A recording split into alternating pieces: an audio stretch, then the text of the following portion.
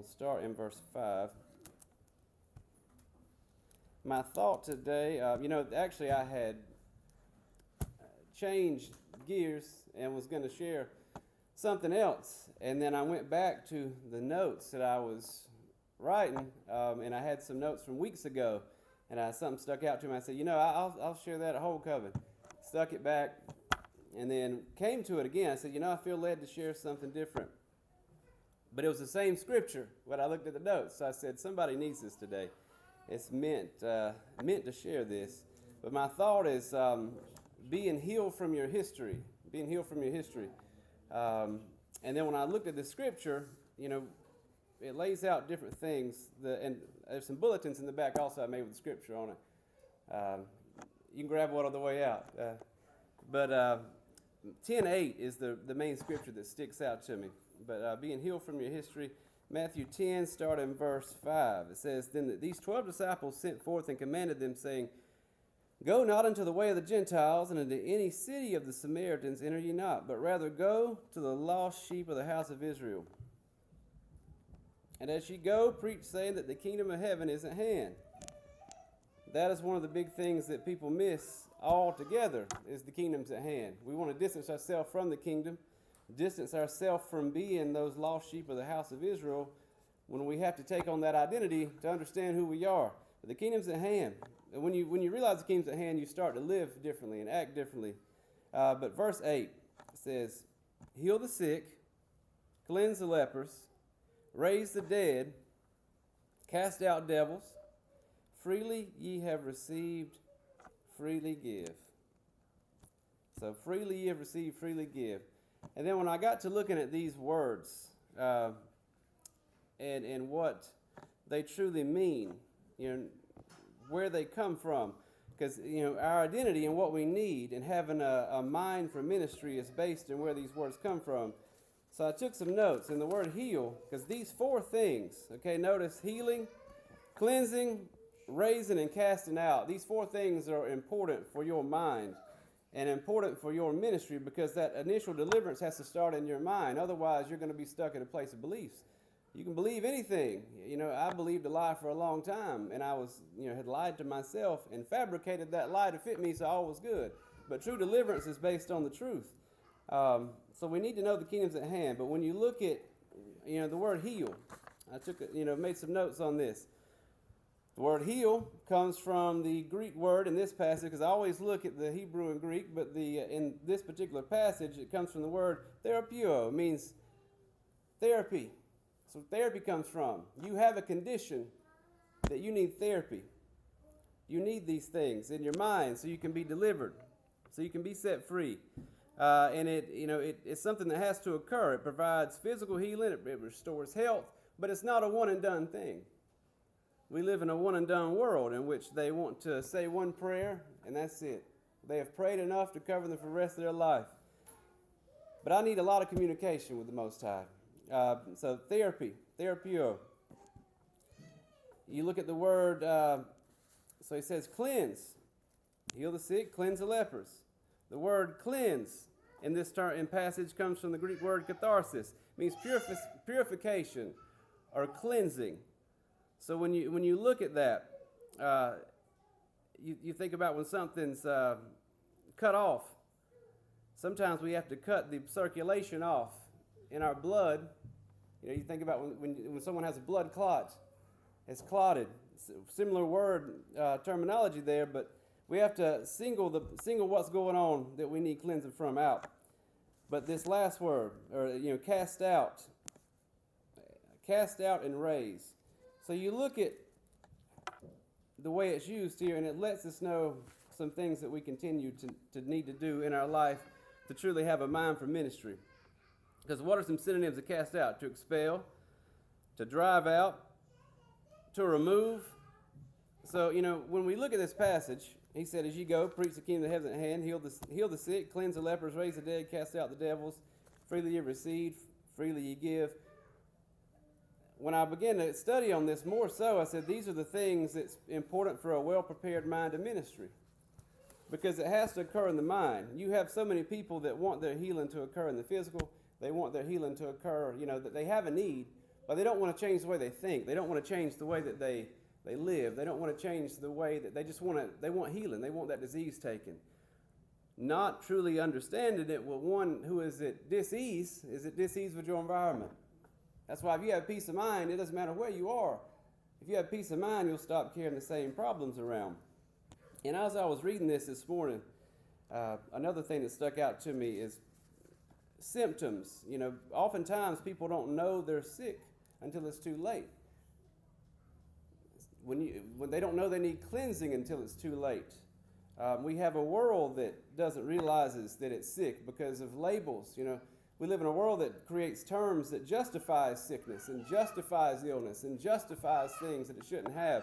But you look at some symptoms, because most people that live out of order with the Most High, their life is disorder. But fatigue is the first symptom of you needing healing, cleansing, and casting out. How many of us are tired? But you ever meet those people that are habitually tired? They never have energy. They never have a smile on their face. They are never happy. Their favorite phrase in any gathering is, "I'm tired, I'm ready to go home." That's it. They're just tired. When you start to have fatigue, that is a sign and symptom of you needing some healing. Your nervous system is not working as it should. You're not receiving what you should. So fatigue. And it exists with everybody. It exists differently with women, differently with men, because women have an emotional fatigue. Like I said a couple weeks ago, their emotions bring life to things. So sometimes their fatigue can be a greater influence. Men, we have a different kind of fatigue, but it exists with everybody. But what happens is the enemy comes and he changes our identity because they preach the kingdom. They preach his hand, they preach healing to relieve any manner of disease. But in a world that doesn't credit, the Spirit being the cause for infirmities, it's hard for people to truly receive the need and recognize what condition that they're in. So we really need a complete start over today. You look at this, some things were going on in the area, and there was a lot of idolatry. You look at the Roman Empire influence. There was a ton of idolatry. I call it they were being pushed into hell because the Hellenization that occurred amongst people of that time, and they were forgetting who they are. That's why Christ reminded them to heal the sick, cleanse, cast out, and raise the dead. These things are possible, but we all know some people that need healing. We need some people that need cleansing. I know some people that are great believers and have great intentions, but they need cleansing because they have a habit or an addiction or a vice that is keeping them from operating at their full potential. I know some people that are in complete out of alignment, and they need healing altogether. But one that doesn't know they're in bondage can be delivered from bondage. I was reading a book recently, and actually it came up in a class that I had.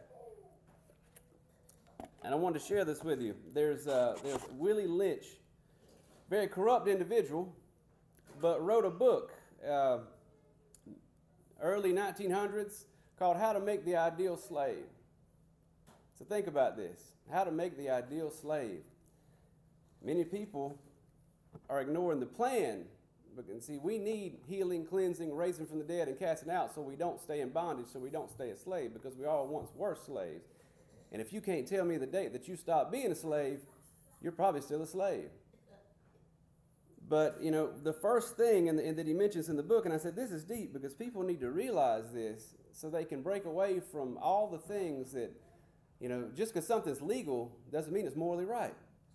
We have become religious so long, and religious does not care if you get delivered. Religion doesn't care if it just wants money and tradition. You have to fuel it. It's a business, but the Spirit does. But the first thing he mentions in the book is he says, uses fear to create distrust and envy to control the masses. How many of us got on Facebook yesterday and coveted our neighbor's new truck, or looked at what someone else had and said, I wish I had their life, and then became angry, Or how many of us doesn't trust our coworker because we're not sure what they get paid? You know, these kind of stuff. It starts with division, and then he goes into talking about how the initial step is to disrupt the family and control the language.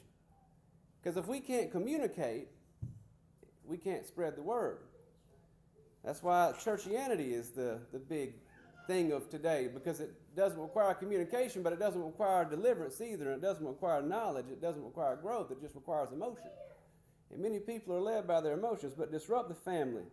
You look at how the family unit is being disrupted today. First of all, traditional family is being attacked.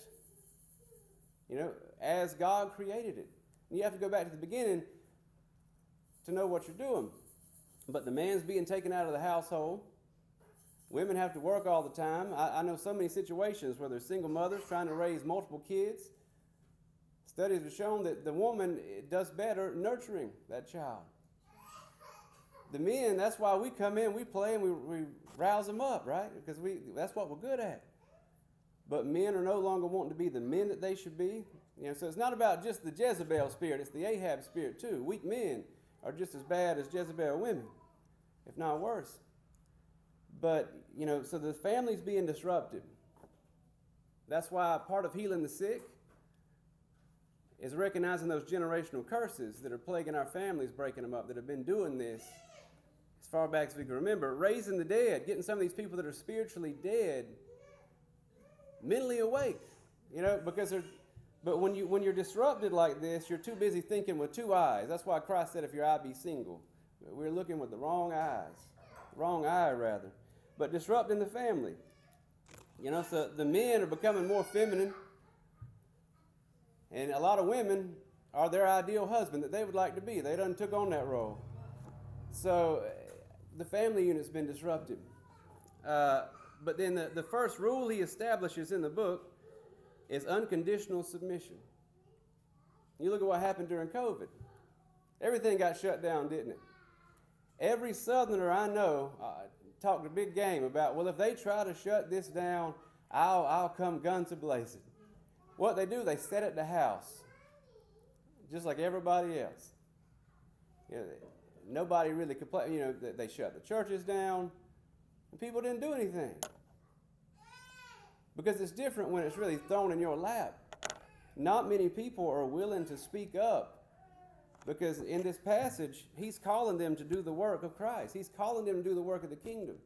This is where it gets deep. This is where it gets to the point where I have to recognize bondage and recognize enslavement and recognize slavery, because he's commanding you to heal the sick, cleanse the lepers. A leper has a sickness. Addiction's a sickness. You know, these other things that people waste their lives with are sicknesses, sin sicknesses. It's all sin sickness. Raise the dead. This word brings people back. Raises the dead, but if you're not giving it to them, you're just walking around dead people. You know, it's like that. I mentioned this a couple weeks ago, but when you really know the word and you look at a lot of church people, it's just like that Sixth Sense movie. You know, I see dead people, but they don't realize they're dead because they're religious. It goes on into, it says, create inferiority. Now, how many times do we, instead of focusing on healing the sick, cleansing the dead, doing what's right in and through the word for my family, how many times do we bow down to whatever we're told? Bow down to the programming. What about when parents say, well, I know Scripture says I shouldn't let my kids do that, but everybody's doing it. You know, or everybody teaches them that. I know they teach that in the classroom, but just tell them to agree for the test. That's not how it works.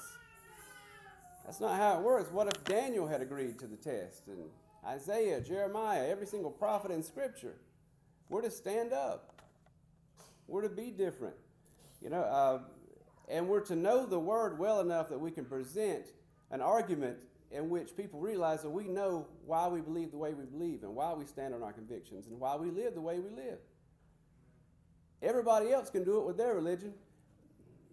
Church people are the only people that can't do that. They'll just say, well, just because, you know. We have to read. We have to study. Study to show yourself approved. But, then he goes into talking about taking away the voice and instilling fear.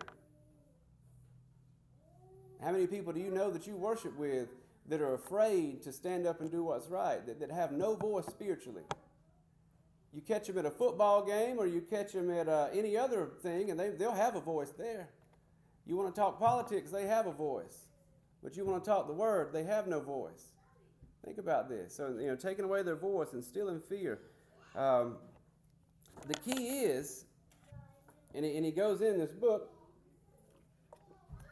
to make those that are enslaved think they chose the condition of slavery. That's deep. Think about when people are bound with addiction, bound with depression, bound with mental health issues, bound with all the vices that the world makes it so easy to be bound with. People that are going, families being broken up, bound with divorce, bound with all the stuff that is going on. And when you navigate away from the Word, you start to think that you have created and chosen your own condition of enslavement. Because then the enemy, he's a prosecutor at the end of the day. He's good at bringing things up against you, so he starts applying that label of guilt and that label of curse and that label of I can't conquer, I can't overcome, but we can. We can in and through Christ. That is how we're able to. But many people, they start to submit because they say, well, I created this condition. And in fact, they didn't. If you don't recognize family issues and things that have, I can't tell you, I witnessed to a gentleman yesterday, and, middle of the day, and, he was drinking a bottle of whiskey big as my head. That's a big container there. Middle of the day now, not in a good mind, and he said, well, I'm alcoholic. Everybody been alcoholics in my family as far back as I can remember. See, you're starting to think that you made that condition. We don't have to be our history. We don't have to be what has existed as far back as we can remember, because, history goes back further than we know. And when you go back to in the beginning, God said, let there be light, and he gave that work of dividing darkness from the light. And my initial purpose before the fall, my initial assignment wasn't that of addiction, wasn't that of corruption, it wasn't that of bondage. It was to keep doing this dividing from the light and dark. But many people, it is what it is. You hear that a lot down south. It is what, everybody, we got to live like this because they can't see any farther than their environment. It can be limited, state of mind, depression. We all know those people that it's hard to witness to them because anything you mention positive, they have a negative response. They can't even go outside. They'll get sunburned. They'll come up with excuses. So, we started to realize, think that we created that condition. Last two concepts here, because it was 5 steps, and it stuck out because I said we need to recognize these things to be healed from our history. You look at you got a lot of dead churches across America. And you know what they'll say? It's always been like this. It's old aunt and uncle so-and-so has been here, but we ain't got to stay dead. Heal the sick, cleanse, raise, and cast out. It doesn't have to stay this way. If you're miserable today, you don't realize where your home is, first of all, but if you're miserable today, you don't have to stay miserable. If you're bound, you don't have to stay bound. We don't have to stay in this. But, he says, keep the slave interested in the master's enterprise. That's what happened to the church. The church is now more interested in the enterprise of the world than in the enterprise of the Spirit. Because Spirit's not a business. God is the creator. He made us. He created us with that love. But so many churches are politically correct churches because they're interested in the business of the enemy. It's more about money and numbers, and it's not about helping people. It's not about loving people. It's not about deliverance. It's about agendas and images and man-made things. But you have a lot of people that their only concept of spirituality is that same churchianity, that same enterprise of the enemy. I've heard people say before, well, I know, and you just kind of have to smile, but last week somebody said, I know I'm saved, I pay tithes. You don't get it. You don't get it. So we need deliverance, and then lastly, deprive them of education. Well, a lot of believers are deprived of reading the Word. And in a world that we live in today, if you have a faith that has a standard, because this world doesn't have standards, it doesn't have morality, they're going to think you're radical. They're going to make you think, they're going to make you seem as though you're crazy. It's a control thing. They're going to try to silence you. They're going to try to, lessen your audience. But in those days, when one that was in bondage, and this practice existed in the time of the Babylonian exile, when the Hebrews were enslaved, but if they caught them teaching other slaves how to read, they'd remove their tongue. That's deep, because that's what's going on today. A lot of your people that are wholeheartedly fighting for the change of the world are deemed as radical and crazy, and they just discredit, because we have public education, we got mainstream religion, we got all the distractors that people are interested in as the enterprise of the enemy. So we need to be healed from our history, nationally, as a nation, as a church, as a person.